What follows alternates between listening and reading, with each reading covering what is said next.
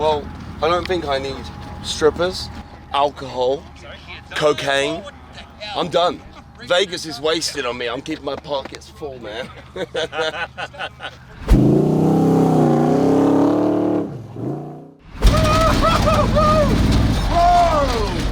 Oh, fishtail, fishtail!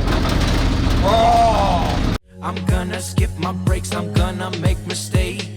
I'm gonna skip my breaks, I'm gonna make mistakes. I'm gonna skip my breaks, I'm gonna make mistakes. Look at the beautiful stars, I wanna drive a faster car.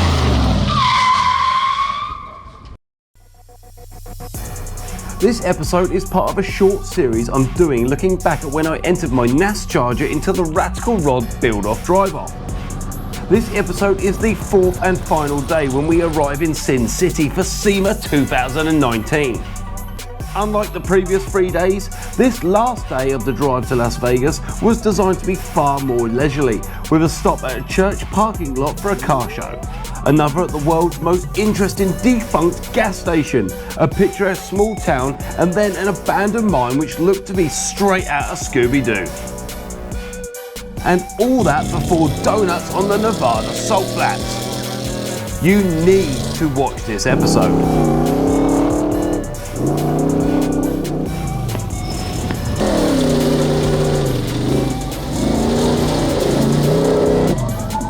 Welcome to day 4, 3, maybe 5, I'm not sure. Today we're going to be doing a drive into sunny and shiny Las Vegas. This beard will be deleted at some point this morning in relation to charitable donations.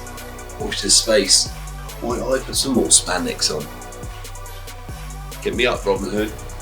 The final day's morning briefing took place in a Walmart parking lot between the 3 different motels everyone took rooms in the night before. It was handy to get supplies too.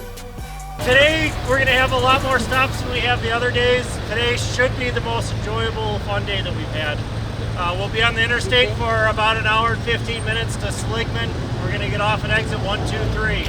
There was a trophy and a lot of bragging rights available for the best creation in our crazy group.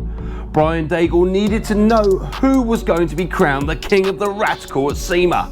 I need everybody to text me, the head builder, text me who your pick is. You can't pick yourself. Who's your favorite ride? Who's your favorite build? We're not voting on the builders, we're voting on the build. So look at the build. But what was a little bit disturbing, I seem to have attracted a doppelgänger overnight. What? Halloween was yesterday. What's going on? It didn't come off. She's a Mishi or Shimi. She's not to be confused with a Hishi. Come on, minion. All right, let's go. Jennifer is the stepdaughter of one of the Ratical crew and obviously a really fun girl. I see Jen as the founding member of the Sam Hard Appreciation Society, and as such I rewarded her a ride in the NASCharger. Poor girl. She might be scared for her life.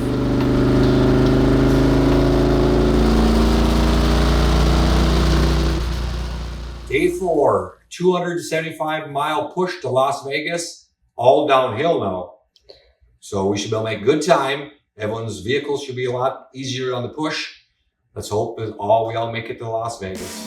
We had set our minds to leave, face the world on wheels, cross the borders of Morocco, take a journey to Dubai, fight the pirates stuck in Disneyland Paris, take a swim in salty water, drinking stars and holy sun, and then we cross America. First stop on the itinerary was Seligman. It was a small town that would have died long ago if it wasn't for the tourists flowing through Route 66. So now it was trading off a sense of historical importance that was originally engendered by the old Route 66 TV show. But we were all impressed. Plenty to see, including not one but 2 old British cars, a Morris Minor soft top and an old Rover. The Rover brought back some long forgotten memories from my dad. God, I used to go horse riding with one of these. Got a big wheel on the dash.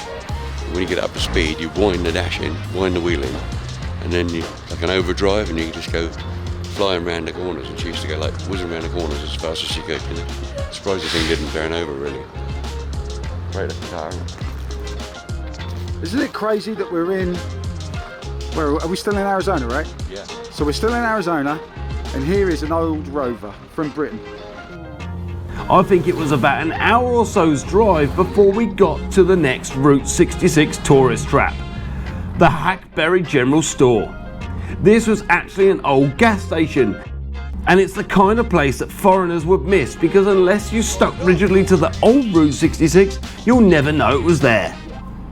This was another location that looked like it had raided a few junkyards to get some legitimate Heartland of America kudos. But we were all car people, so we loved it. Inside was very cool to boot. Meanwhile, Karl, my erstwhile cameraman and producer, was following up the big story of the day. So Sam, right, we were in the restaurant, what was it, the Blue Moon or the Silver Moon, right, and Sam was trying to help you in a kind of relationship, wasn't he? He got on the phone, didn't he? He did. Did he embarrass you? A little bit, but it was pretty funny and probably for the best. And so in homage to that, and Sam being such a fantastic man, Oh yeah. you decided to become his greatest fan. Yes. So for Halloween, you dressed up and you could think of no one else that you wanted to be. Exactly.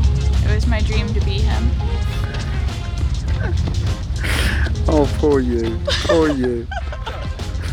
I think you might be like stalker. No, not that far. Not that far. Just crazy fan. Just a little bit. It'll be over after Vegas. After another lineup of photos, we hit the road again. The surroundings became far more desert-like, as for the very first time on this 1,500-mile trip, we didn't need our winter wear. Next stop was Journey Church. They laid on food for us and a pretty decent car show. Again, for us piston heads, there was plenty to get excited about. Take my eyes off you, you are all I see. And take my eyes off you, take my eyes off you, yeah. Can't take my eyes off, can't take my eyes off, can't take my eyes off, can't take my eyes off, can't take my eyes off, can't take my eyes off, can't take my eyes off, can't take my eyes off. What better place than to raise money than the church-going folk of Arizona?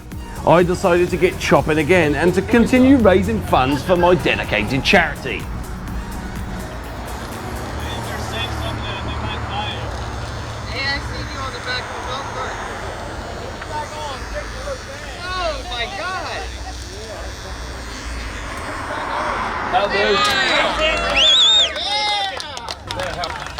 You get the point. Can we see over here? No, dude, that get me to Vegas. I know I'm not going to win any style points, but it was all about making a little bit of money for charity. As Karl, my cameraman, told me, I look like my own Mexican twin brother, and why not?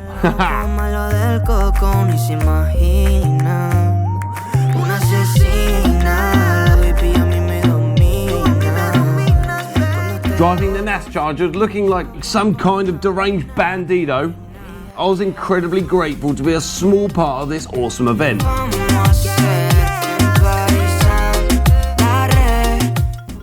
We were now almost in Nevada. Vegas was just around the corner, but there was still so much fun to be had as we cruised westwards towards an old abandoned mining town called Nelson.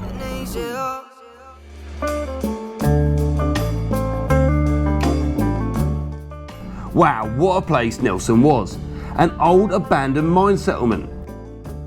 Apparently Nelson was one of the most lawless places in all of America, as miners shot each other in disputes over who owned what mines, and some just tried to steal their way to a fortune of precious metals.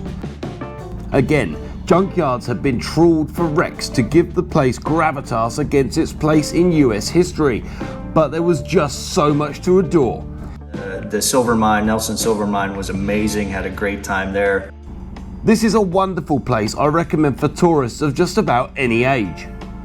When it comes to scenery, you're driving down these roads and you're looking at those mountains and you can imagine like the horses and the carts traveling across America. And then you turn up to a place like this in the middle of nowhere, a place called Nelson, and it is absolutely breathtaking. I mean, the cars, the modifications these guys do, this is the scenery that gets my heart going, you know, like seeing buses on the top of military trucks. I mean, that's Mad Max stuff, like eat your heart out, you know. You can tell where the guys at Mad Max actually got their ideas from, you know. My dad had found something that intrigued him. Hey Karl, have you seen this engine? Look, I think it's like rockers on top, like 1, 2, 3, 4, 5, 6, and I think, I'm not sure if they're the inlets or the outlets, exhaust, but it's probably got half side valve and half overhead valve, I think. Pretty smart, isn't it? Just before the sun started to set, we headed to the Nevada Salt Flats. There was a highway just by the flats. It's not like they were hidden away from view. So we were roughly 1,400 miles into our 1,500 mile trip, and I decided it was definitely time to reward those who have been with me throughout the whole build and this incredible road trip. Starting with my dad.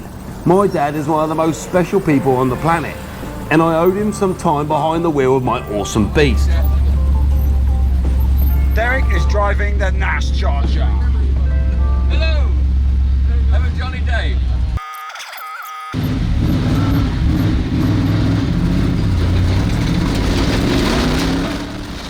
Unfortunately, the GoPros have run out of battery, and no one thought to record this other than Karl, who was inside with my dad.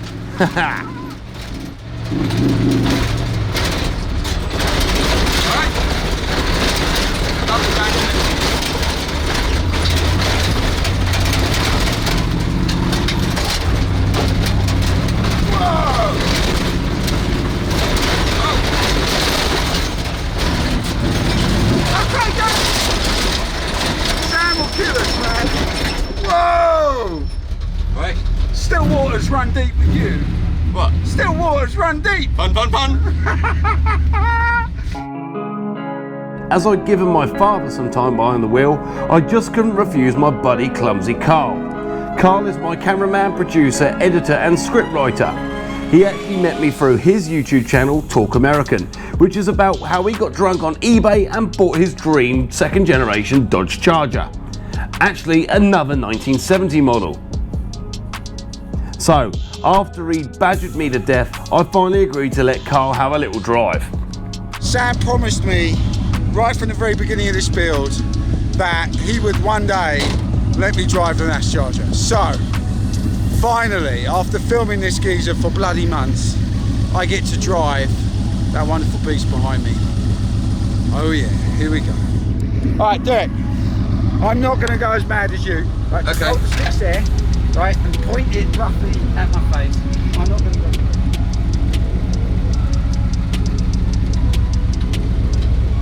The reason I'm not going crazy is because I am very, very clumsy, as my mum and my brother will tell you. And if I break this car, Sam will never forgive me, and I'll never forgive myself. So let's just go calm. He said to me that everything he does is my fault. So therefore, it's my fault anyway, so if I'm gonna break it, to break it. No, man, I'm not breaking it. Right, here we go. Ooh, first gear. Are you ready, Mr. Baumann?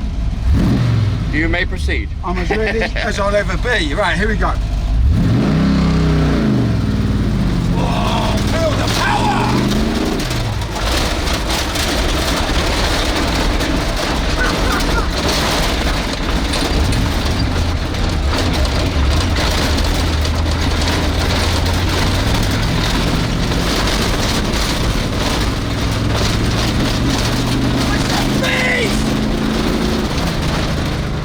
I was watching this, and let me tell you, I was not happy. Okay, I'm going to bank left. You ready? Okay. Here we go.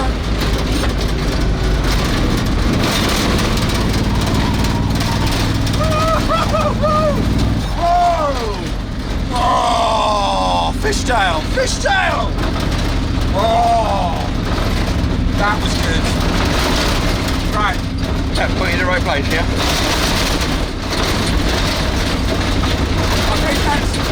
I was thinking I might have to punch Karl really hard in the face.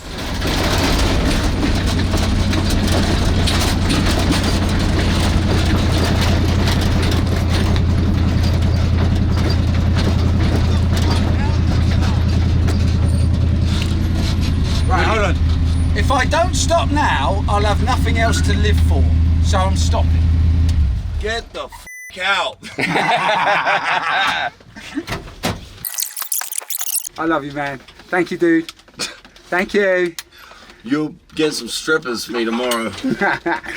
Then my buddy Charlie told me he needed some good shots to promote the Ratical, so I had to oblige, and Micah the artist rode shotgun. You're a wally. What's this something about donuts? Go away. Donuts. Donuts. When you get, the funny thing is I get to go in your Charger. That's gonna be funny. Okay, but it has to be salt Should we take you to a desert and do a donut? Yeah.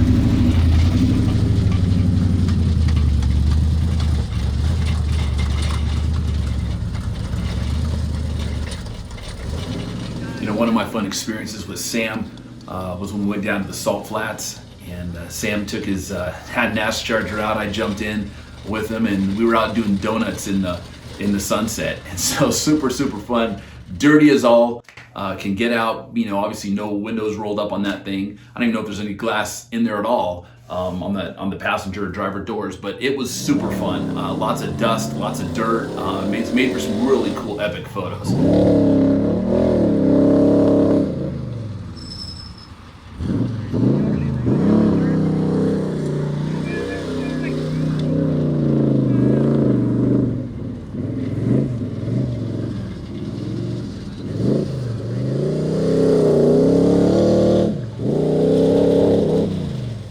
That's really when things started to let loose. It was amazing. The lake bed was fantastic. It was a little tricky getting into it. But then, like I said, that was pretty much the end of the drive off. So things were good. The sunset was amazing.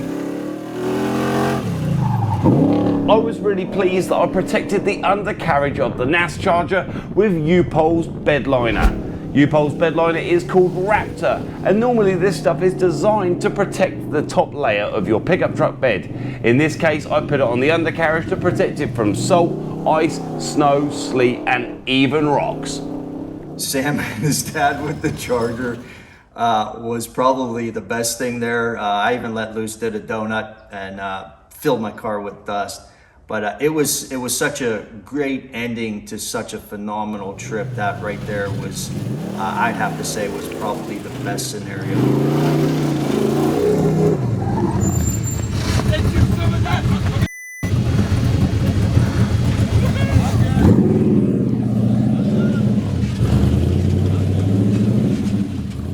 This might well be the most fun I've ever had in my life.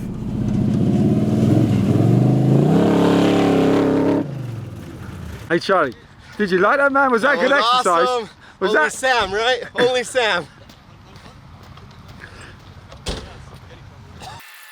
Please tell me that looked as good as it felt. Well, I don't think I need strippers, alcohol, cocaine. I'm done. Vegas is wasted on me. I'm keeping my pockets full, man. That was awesome. Look good. Oh, hell yeah, looked great. Did you notice Sam ignored this camera because he's upset with me? He went to the other camera. I hope I got it. You were running fast for me, and I was like, man. Look at your lens. It's bad. Did it look as good as it felt? I was going up that way. Good. Yeah, is that one of those moments where you just want to run back home and edit? Out on the dry lake bed, Sam had me worried. Everybody bailed in that NASCharger, and they were out there peeling around, whipping shitties. I was scared that they were going to destroy the car before we got to Las Vegas, and they could show it. It performed well. It looked cool as shit, and we all had a blast. Then Charlie found another use for the minivan. Charlie got all Spielberg on us and decided he wanted to get an elevated tracking shot.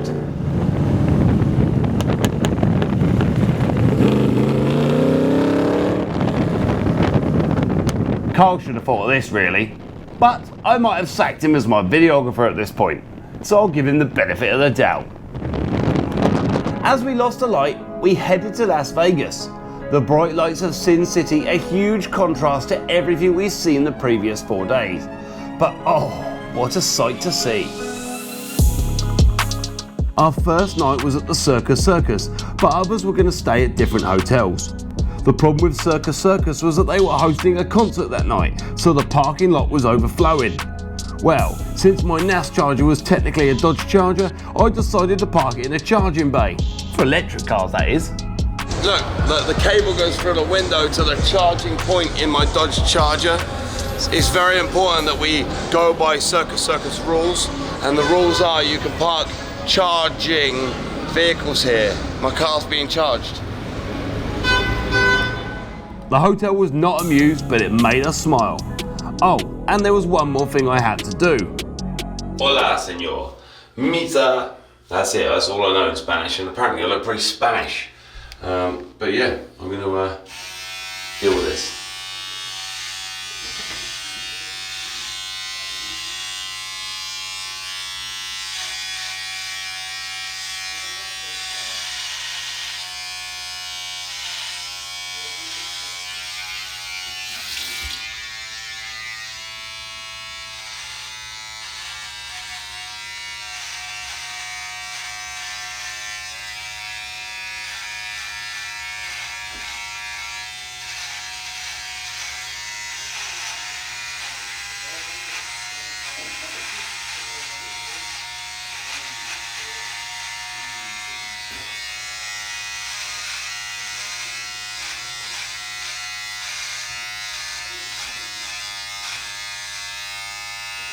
Let's go.